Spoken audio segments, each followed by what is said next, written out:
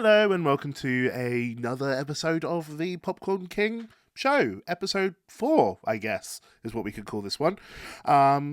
Seen a lot of good films this week, a series, and I'm actually going to go through my top 10 series of 2024 a little bit later on, and also my top 10 most anticipated movies for 2025.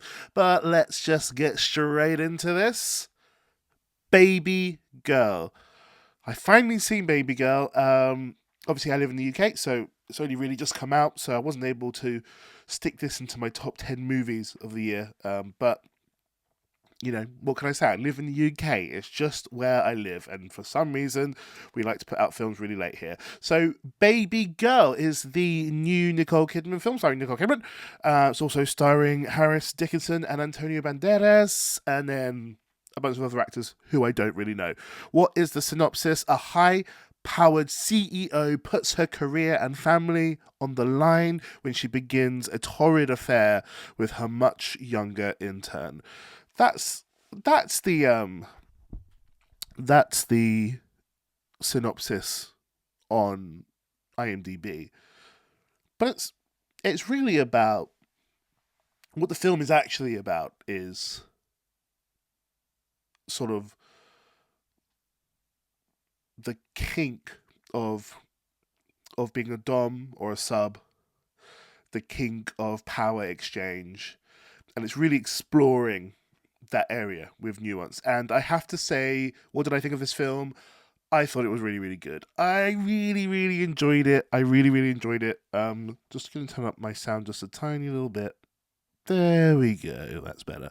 Yeah, I really, really enjoyed it, and I thought it was acted so well. Nicole Kidman is playing the CEO, and then you got Harris Dickinson playing the intern.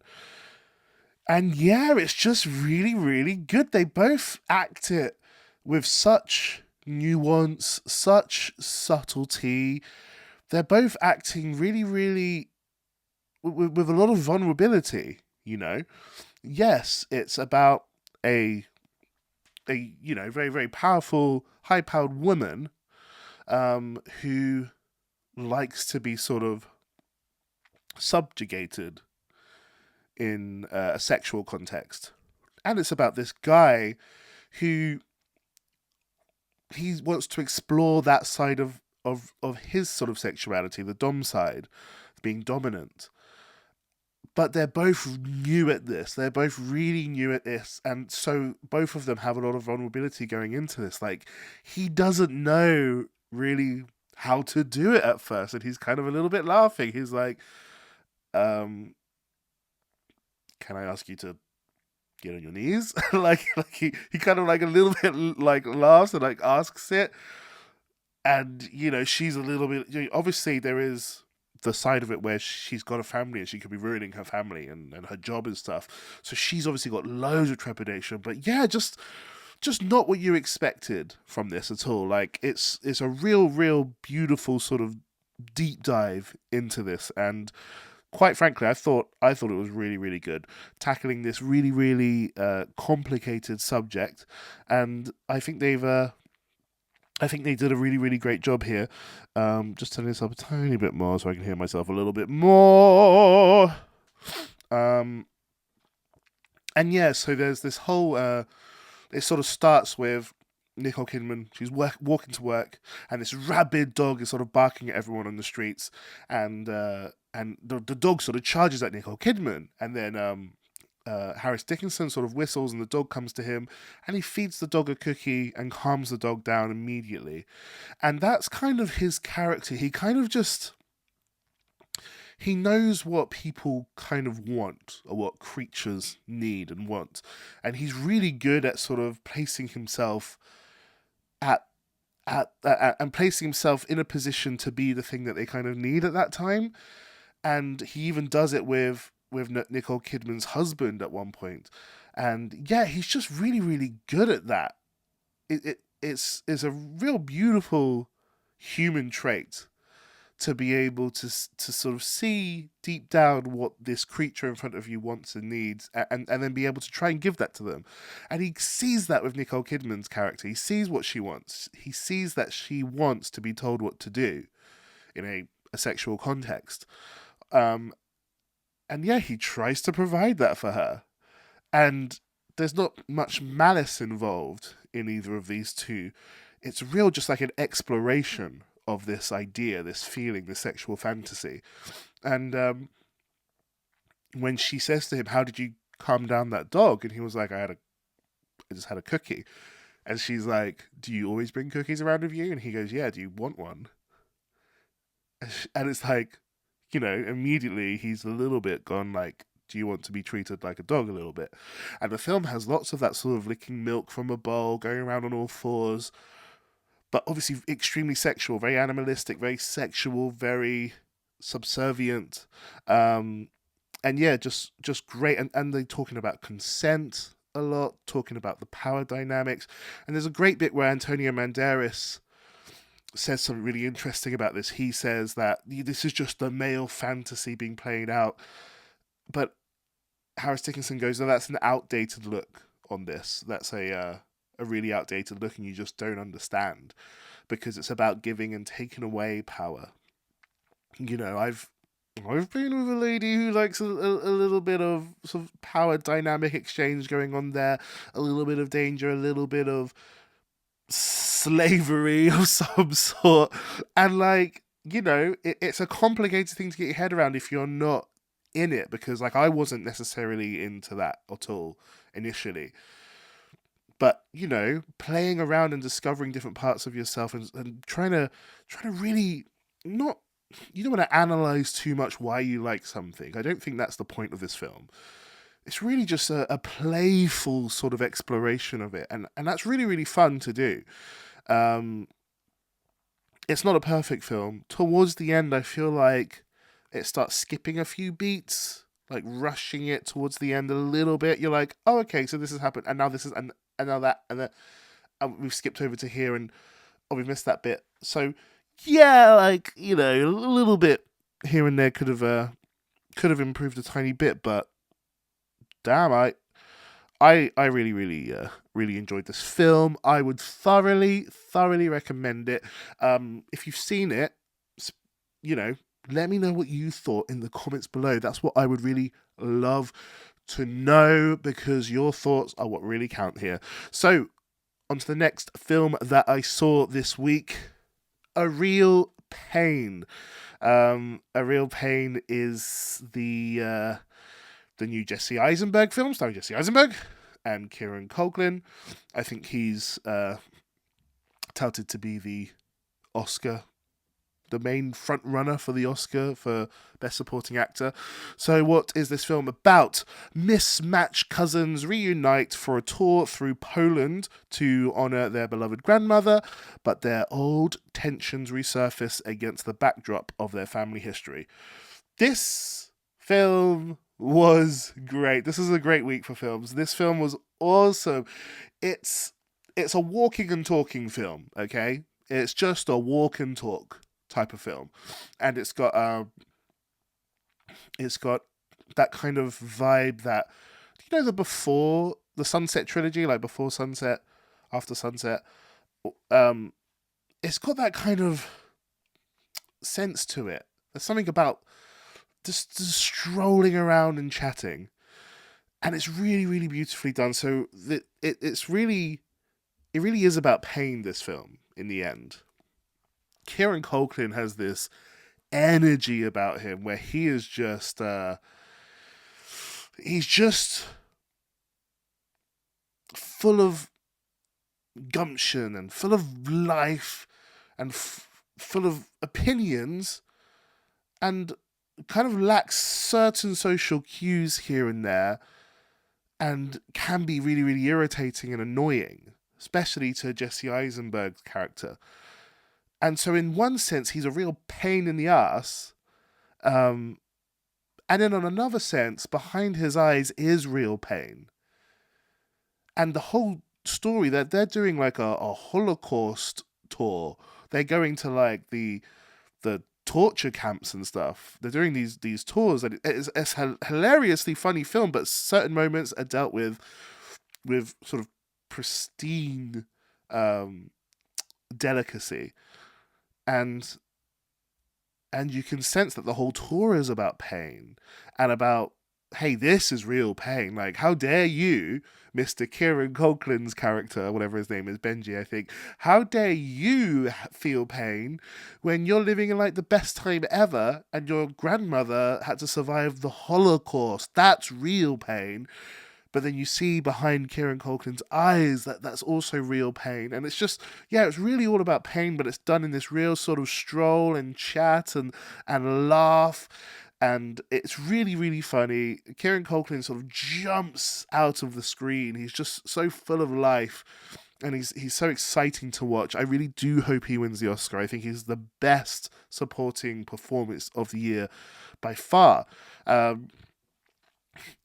wouldn't really call this a spoiler, but if you don't want any spoilers, I guess this is not the place for you. But it starts, okay, spoiler alert, it starts and ends at the airport. So it starts with Jesse Eisenberg, calling his cousin. He's like, where's my cousin? We're going on this tour that our grandma sort of has paid for after she's died. We're going on this tour, and I've got to meet him at the airport. We're leaving from America, and we're going to arrive in Poland.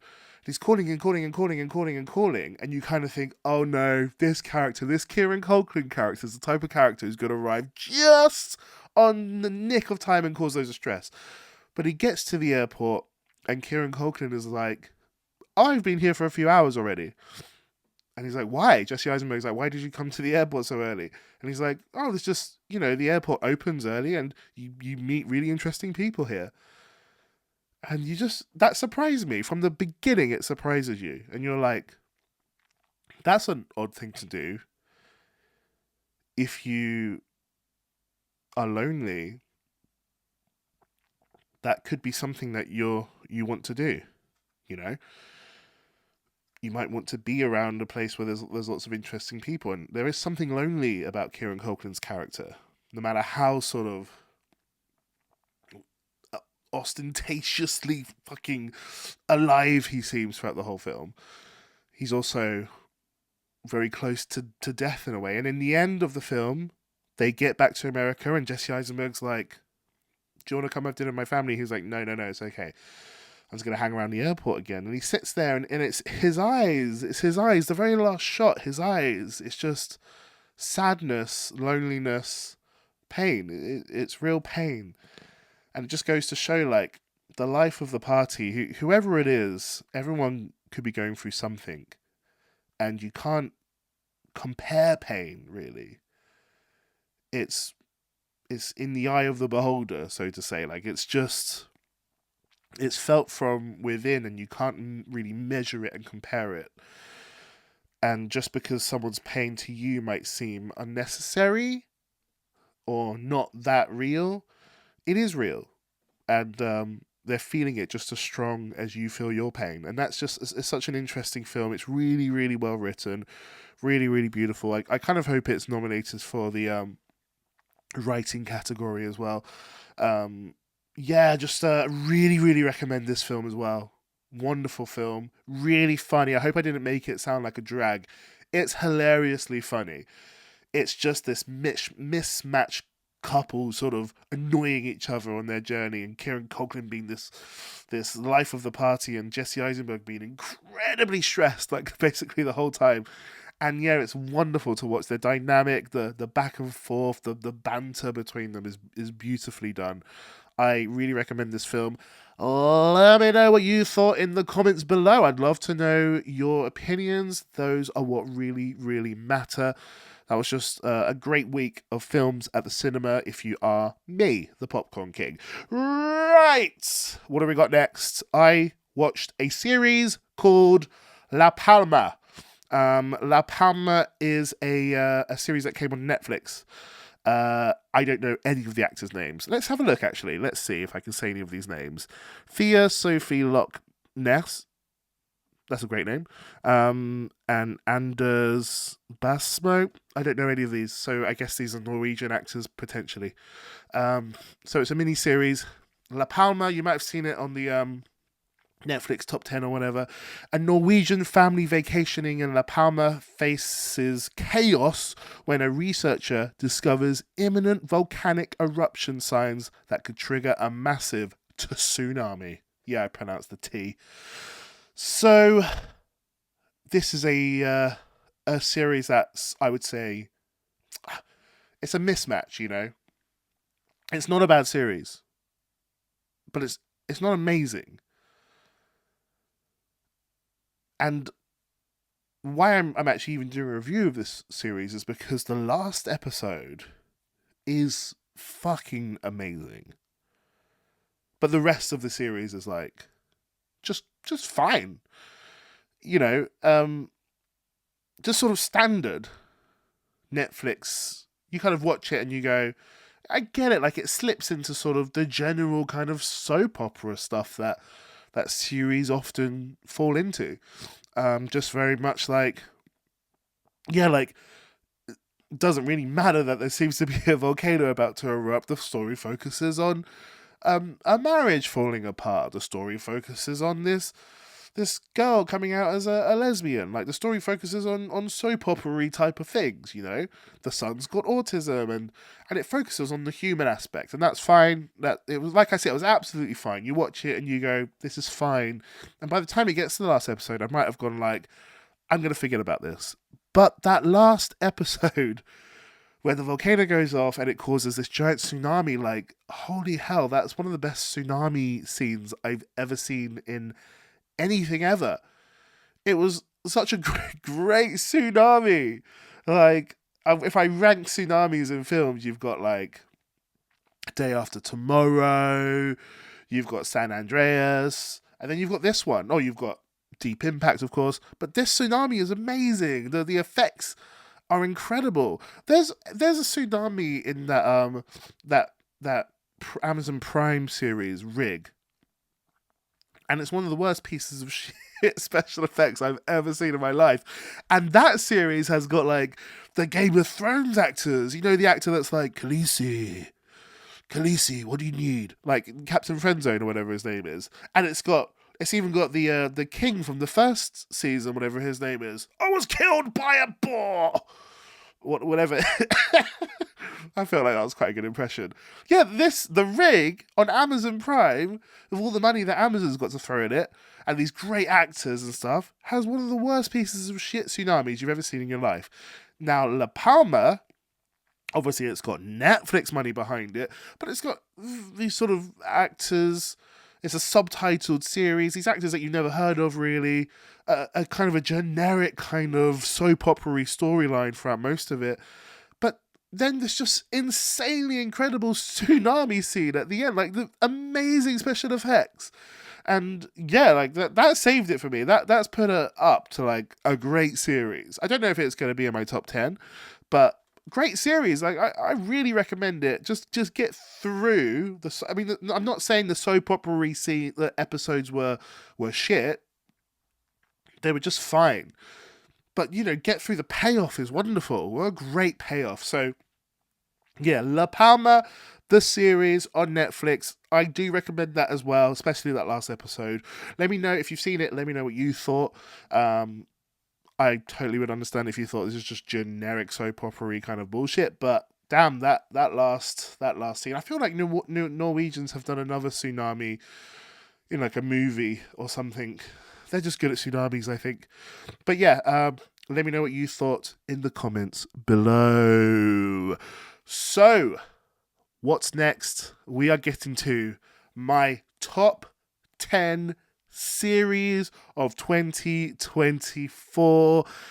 It's been a good year for series, in my personal opinion. I haven't even managed to see all. There's been so many, I haven't even seen all of them. Like, I didn't get to see One Day. I didn't get to see Mr. and Mrs. Smith. I didn't even get to see Ripley. I need to watch Ripley. Can you believe it? I haven't even seen that. I didn't even see Only Murders in the Building. All these different shows I didn't see. But I do have a top 10. And I've got a couple of honourable mentions.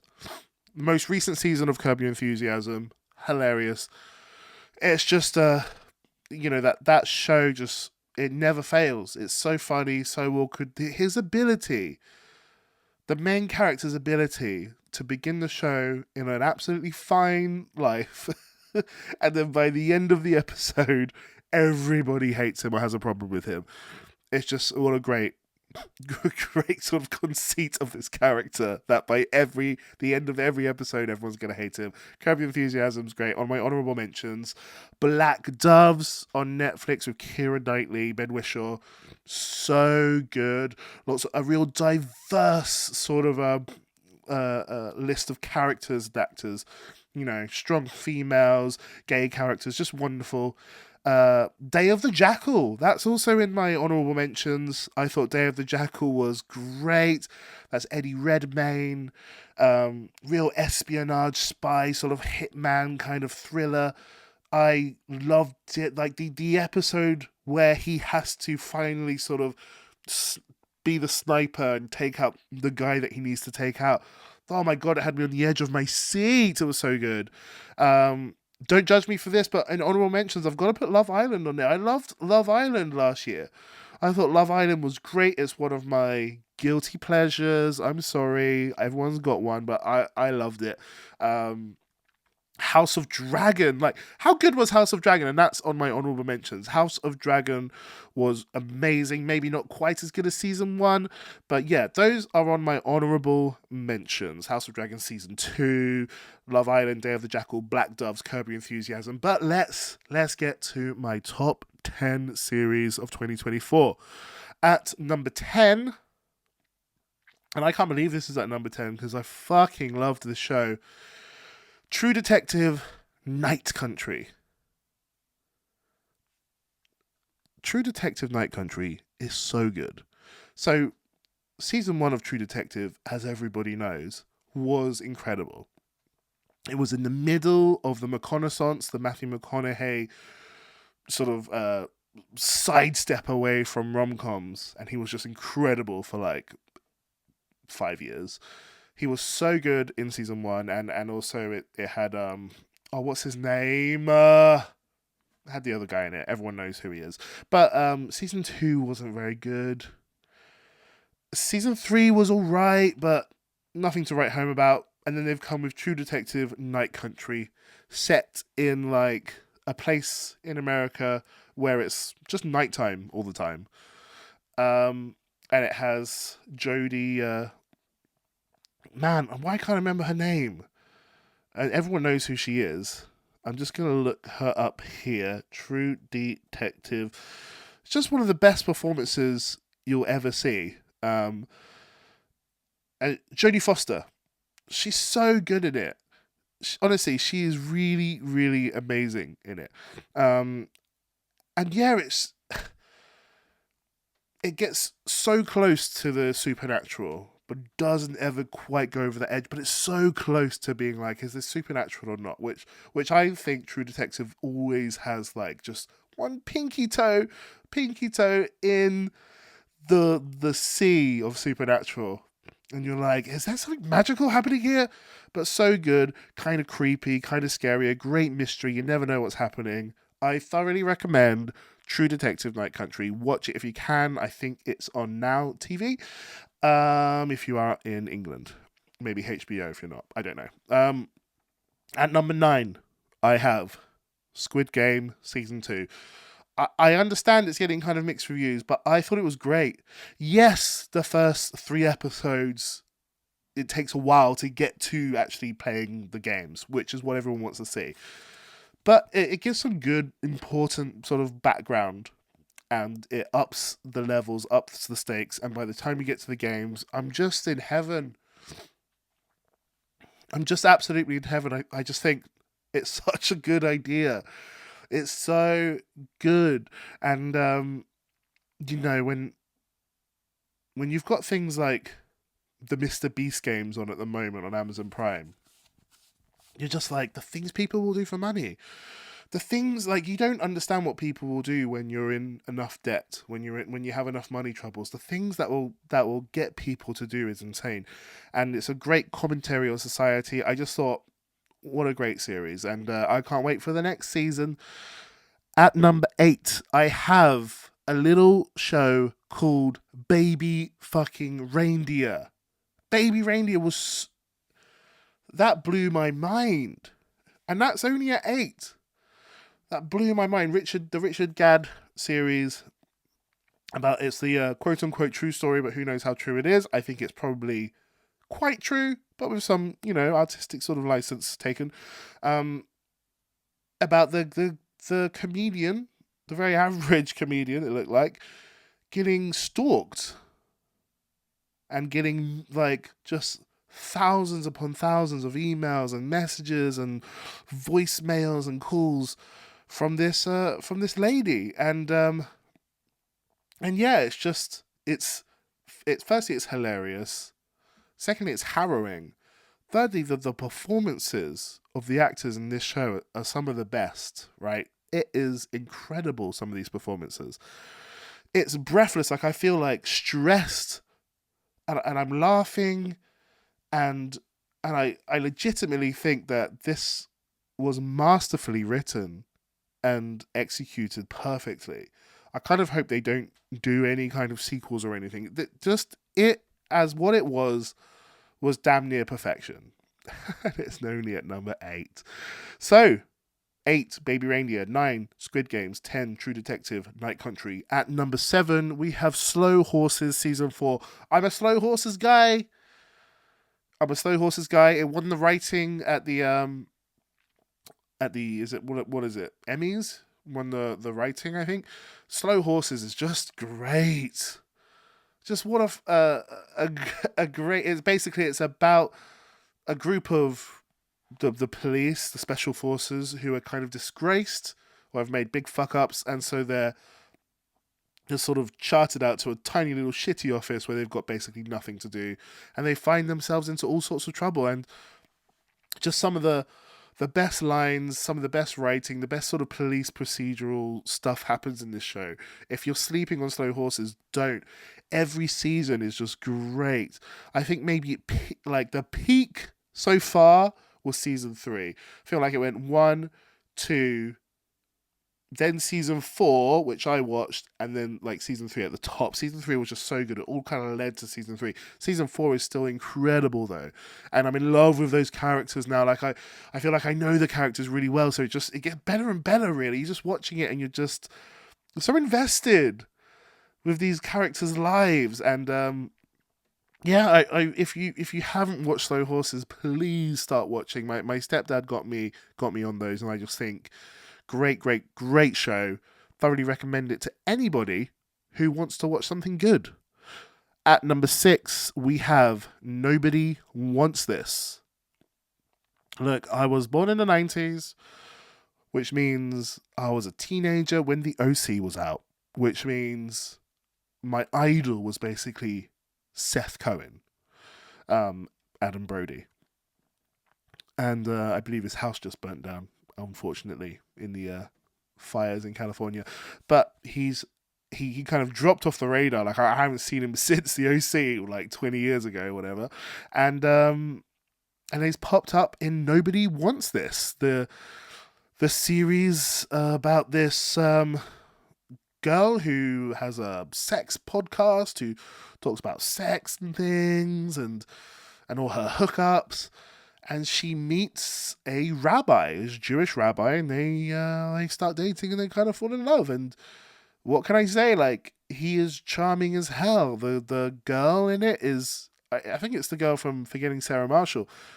She's wonderful. She's so funny, and it's just a really cute show. And I'm a bit of a rom-com guy. Like, I'm a sucker for rom-coms and love stories and things. And yeah, this was just this great love story, and every time you thought, oh no, shit's gonna go sideways, it very warmly brings you back to this quirky little dating story that's going on. I just found it charming, really. I found it hilariously funny, charming, and it's got Seth Cohen in it being this like hot, sexy rabbi now. Like, like they had Fleabag, they had the hot priest in Fleabag. Well, now this is the sexy rabbi version of it. And just a great show. Thoroughly recommend it. That's my number 6. So what do we have? Number 10, True Detective Night Country. Number 9, Squid Game. Amazing, season 2. Number 8, A Baby Reindeer. Hopefully just a one-off, absolute, almost damn near perfection. Number 7, Slow Horses, season 4. Yes, I love all the characters. I've been watching it for 4 seasons now. I think it's great. And number 6, Nobody Wants This, season 1. I kind of do hope they do another season of this. I thought it was just charming, utterly charming, charmed me, but not as much as number 5. Guys, I'm British, okay? I'm from Great Britain. There is nothing on this planet more charming than the Great British Bake Off. Season 1 million, I think we're on. Maybe season 1 million in 2025. I just thought, I love it. Like, what can you say that hasn't already been said? It's just, there's no, one of the things about this is there's no like cash prize at the end. They're not greedy trying to win loads of money. There's just like a trophy. That's all there is, just a trophy. So there's a real sense of just camaraderie, love for food, love for baking. There's a real sense of multicultural sort of diversity in this show that just seems to just flavor the show with so many colors and kindness and charm, and the humor is a bit shit in it, but that's sort of part of the charm as well. Like, another shit joke by Noel Fielding, and just, it's just so good to watch. Like, it's not, there is some drama in it, but it's not really about drama. This is really just about love of baking with your fellow human friends. And let's have Paul Hollywood come and give handshakes and taste all this stuff and give feedback and just if you want to watch something that's just going to make you warm inside, make your aura glow with goodness, it's the Great British Bake Off season 1 million and 25 or whatever I said. It's just so good. What can I say? And it just makes you want to eat and makes you want to bake. I'm so sorry I'm coughing. I think I'm sick, but it's okay. So, number 5, Great British Bake Off. So, what was my number 4? We got, of course, probably no one's going to be surprised unless they thought it was going to be my number 1, Shogun, season 1. Shogun was just head-shakingly good. Like, I just shake my head in despair, really. You just go, oh, well, I guess I can never watch a depiction of that time frame in Japan ever again, because this was the best it can be. It's the best it can be. You just shake your head, you go, okay, well, that's that then. It's done.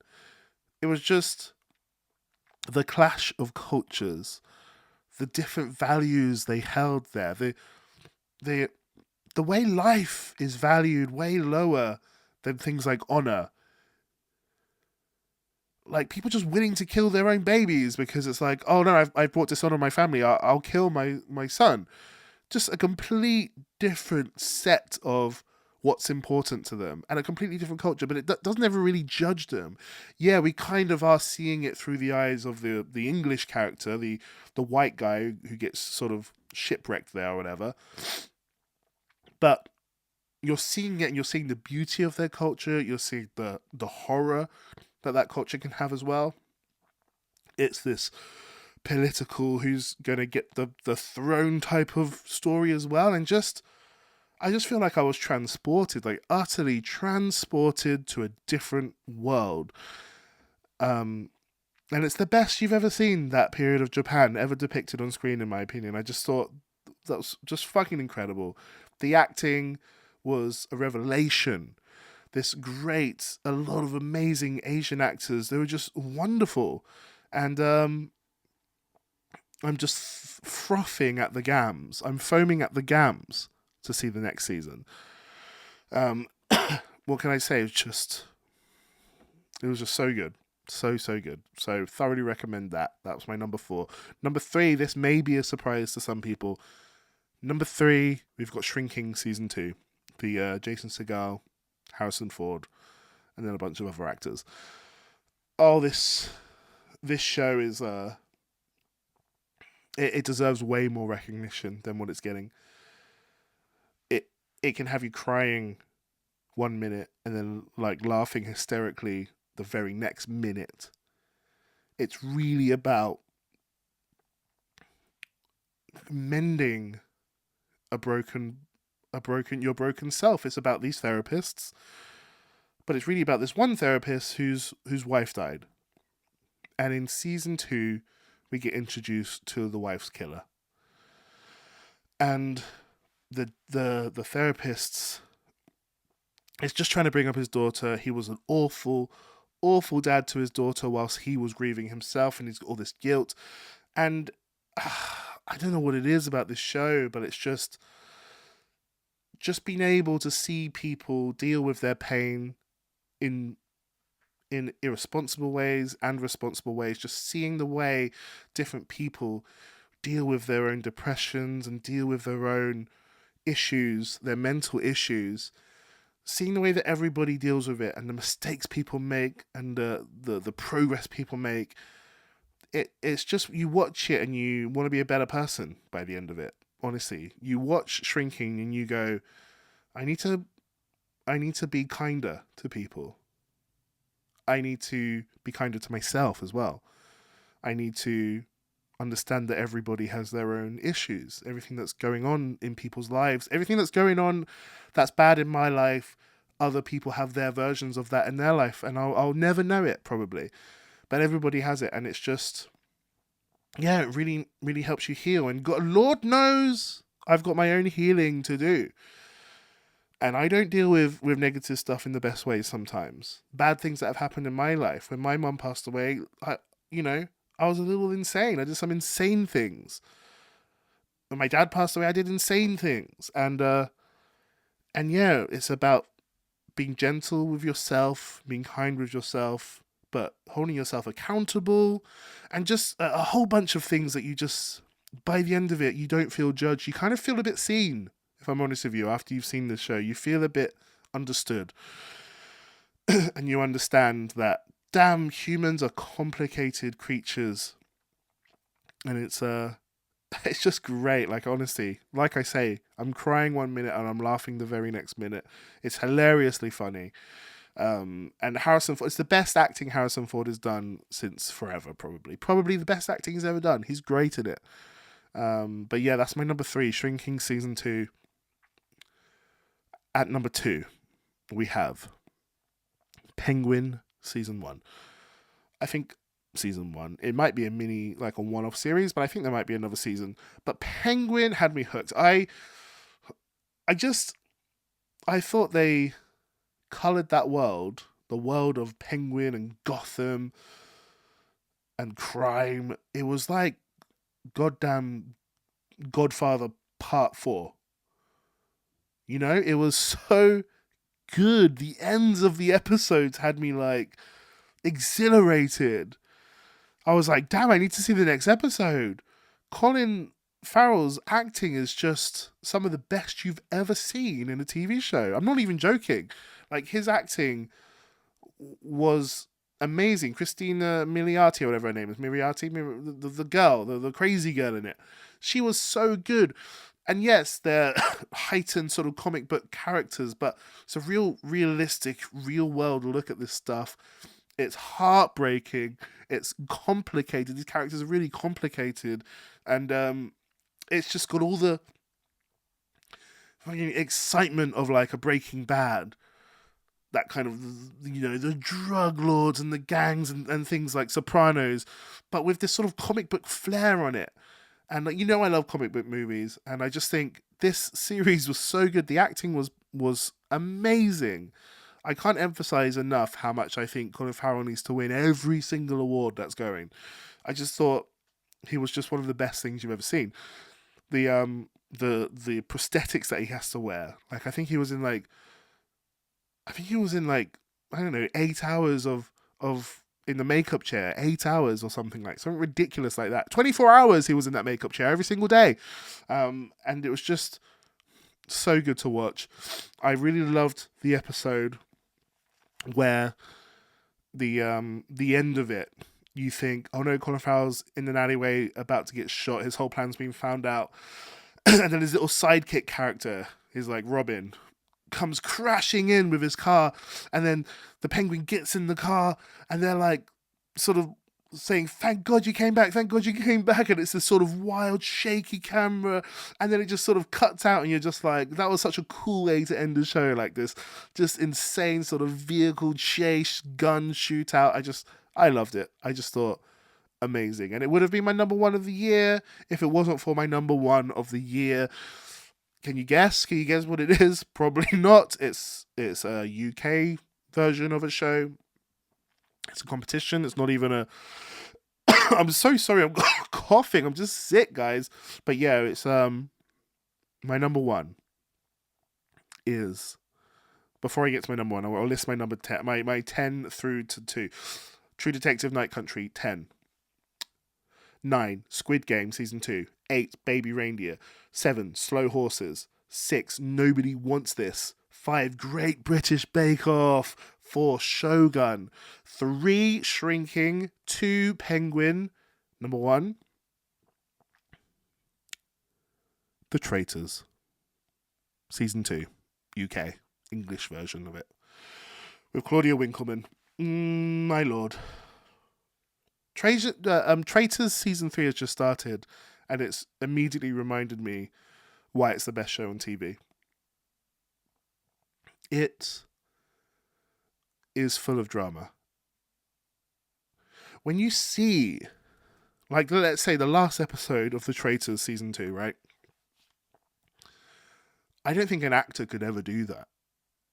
The complexities of that emotion when the girl is stood across from the guy and they've created this strong bond, and we're about to find out whether or not one of them's a traitor, and the revelation that the girl has, and the emotions that she's trying to hold and keep in. It is human drama that you think, fuck, actors can't do this. This is real human drama.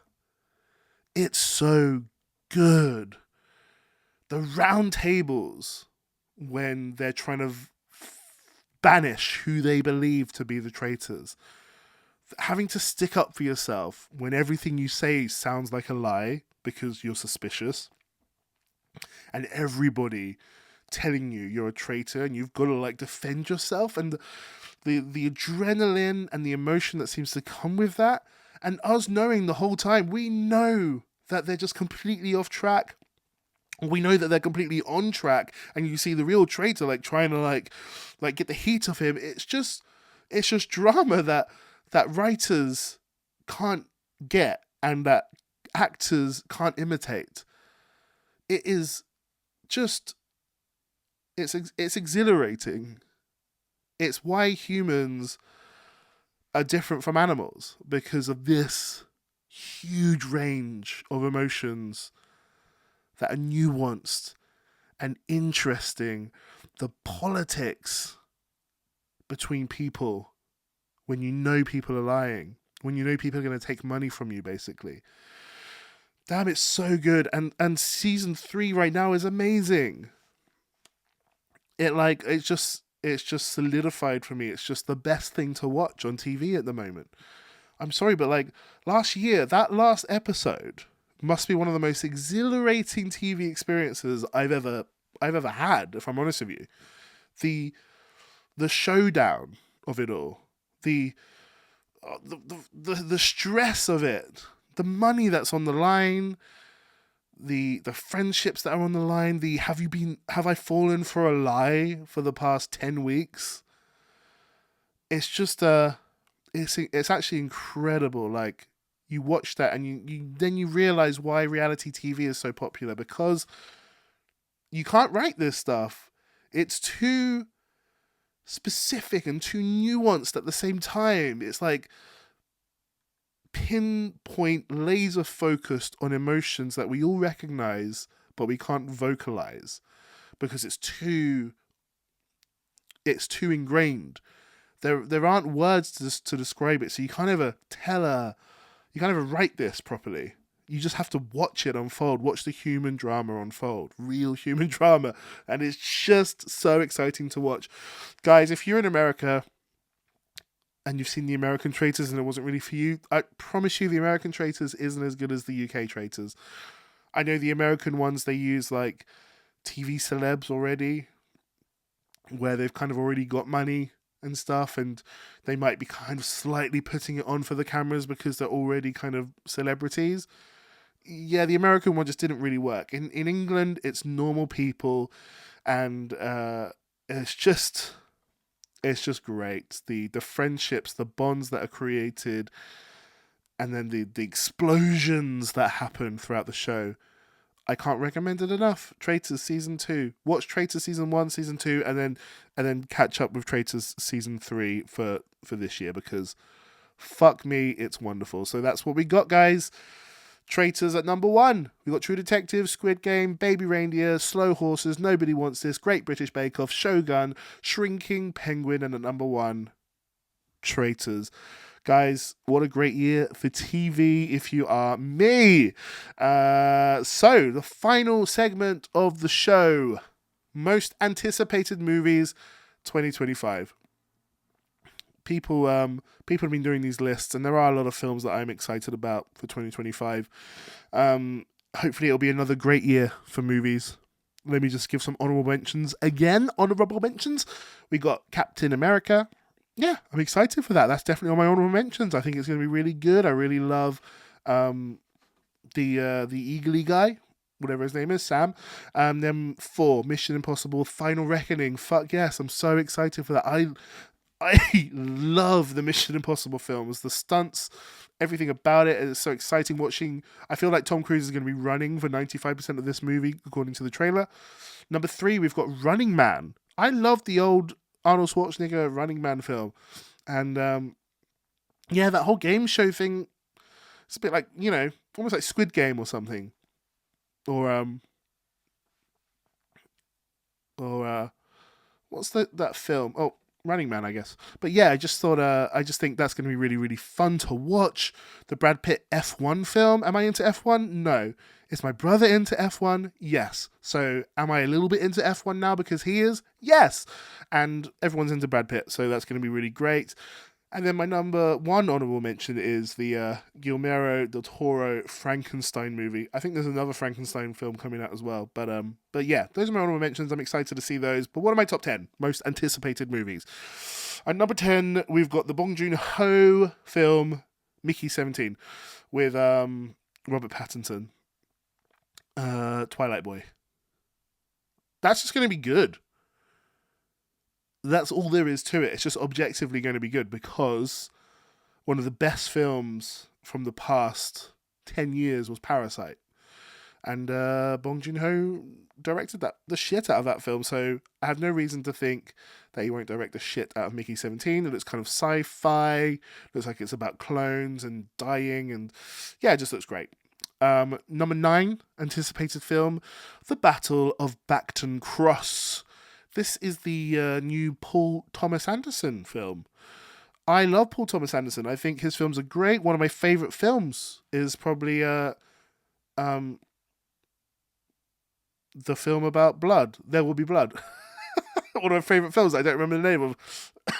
With Daniel Day-Lewis. Just one of the best piece of acting you'll ever see in a movie. So yeah, this is Paul Thomas Anderson's next film. And he's got Leo in it. Leonardo DiCaprio, Benicio del Toro. This film is just gonna be great.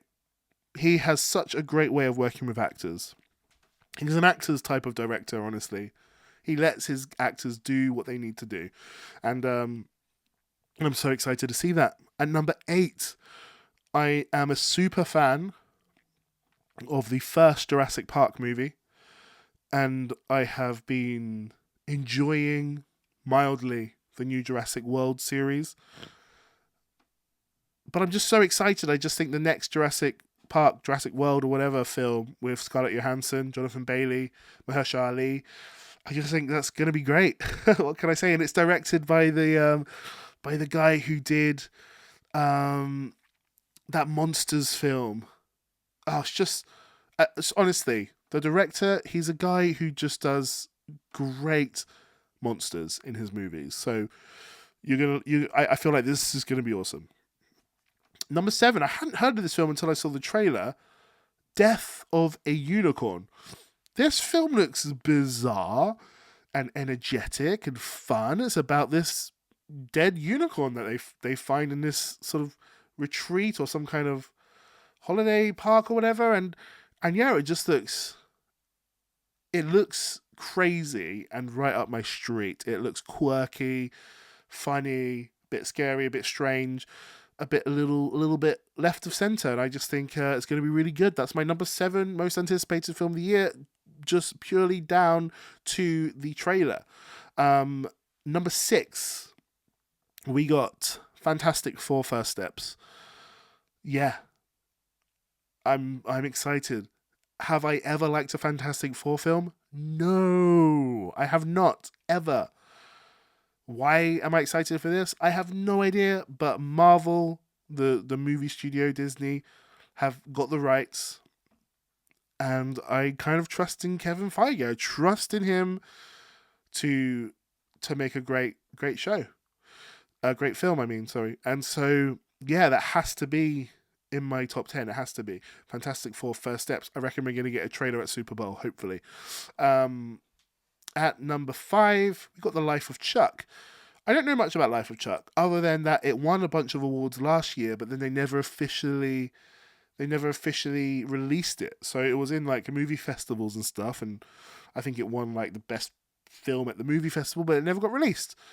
So I guess they're saving it. So I can't wait to see it if it comes out this year. The Life of Chuck, like it's already sort of been tested. Everybody says it's really, really good, so it has to be on my list. I'm excited to see it.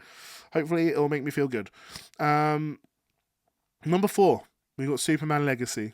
That's my number 4. I thought that trailer was really, really good. The super dog was a little bit silly and cheeky, but you know, as soon as the dog started grabbing hold of him and pulling him along, it suddenly cut to that slow motion explosion and Superman sort of covering that little girl and saving her. And yeah, his hair looks like all like silly and like just goofy, to the point where you're like, oh wow, yeah, he really does look like a different man when he's Clark Kent. Because obviously that's the thing that is so unbelievable about Superman, which is that he just wears glasses and suddenly nobody recognizes him. Yeah, I just thought the tone of that trailer with the electric guitar doing the classic Superman theme, I just thought you've sold me. You've hooked me in, and I trust in James Gunn. I think he's great. So I'm super excited about Superman Legacy. Number 3, I'm a music head. I love music. I play music for a living. When I'm at the club, one of my favourite songs to play is, of course, Michael Jackson songs. And the new Michael biopic is coming out. It's called Michael. That's my number 3. I'm so excited. I love Michael Jackson, despite the controversy. I mean, and that just sort of adds to what's going to be an interesting film as well. I don't need a film to just be, look how amazing Michael Jackson is. I'm happy to dig in to the imperfections, to the theories, to the he said and she said about it all. Obviously, it's all alleged. I don't know if he's ever been proven guilty about any of the charges, but you know, it's happened. I think I can separate art from artists, but I'm interested to see that story and then have a film which is just filled with some of the best songs ever written. Like these are all-time classics, right? Some of these Michael Jackson songs. And so yeah, I'm super excited to see this film. I can't wait to watch it. My number 2 most anticipated movie of 2025 is, I'm a horror boy. I like horror films. 28 years later. 28 years later. I love 28 Days Later, which I feel like was the Cillian Murphy coming out party. I just never forget the shots of him just walking around a completely empty London. Just empty as shit. And I know they must have woke up about 4 a.m. in the middle of summer when the sun comes up really early to film those scenes, because he's really in the middle of an empty London. Go back and watch that film. It's wonderful. 28 Weeks Later was a little bit of a step down with Robert Carlyle, but I just saw the trailer of 28 Years Later, and I'm just like, you've got me. I'm back in. It's got Aaron Taylor-Johnson in it. I think it's got Ralph Fiennes. That trailer just looks terrifying. It looks exhilarating, and I can't wait to watch it. I'm foaming at the gams. And my number one is, of course, I love musical theatre, guys. I loved the first Wicked. So Wicked Part 2 is my number one anticipated film of the year. I can't wait to watch them sing For Good. I can't wait to watch them sing No One Mourns the Wicked. Is that one? Oh no, No Good Deed. There we go. No Good Deed. I can't wait to watch them sing any of the other songs in the duet. The As Long as You're Mine. And I think they're writing a new song for the second film, which makes sense because often in musicals, the first half will have lots and lots and lots of songs. The second half will have lots of songs as well, but a lot of them will be reprises because it will be harkening back to tunes and songs that you heard in the first half. So that often happens in musical theatre. And that's really, really great when you're sitting down in a theatre and you heard these tunes 50 minutes ago. But it's going to be a whole year. Right, it's going to be a whole year later. So my guess is some of those reprises they might just make whole songs for. That's my guess. But whatever they're going to do, I trust in John M. Chu. I just thought the first Wicked was exhilarating and exciting. The vocals were off the scales, really. So yeah, Wicked Part 2 is my number one. Let me go through them again. At number 10, Mickey 17. Number 9, Battle of Batkin Cross, the Paul Thomas Anderson one. Number 8, Jurassic Park. Number 7, Death of a Unicorn. Number 6, Fantastic Four. At number 5, Life of Chuck. Number 4, Superman Legacy. Number 3, Michael. Number 2, 28 Years Later. And number 1, we got Wicked Part 2. It's going to make me cry. I have been changed for good. I'm going to cry. So I'm excited. Hopefully all these films crush it. I'm looking forward to another year of incredible films. But let me know what your most anticipated films are in the comments below. I would love to know what you thought. That's the most important thing here at the Popcorn King community. But yeah, until then, just like my videos and subscribe.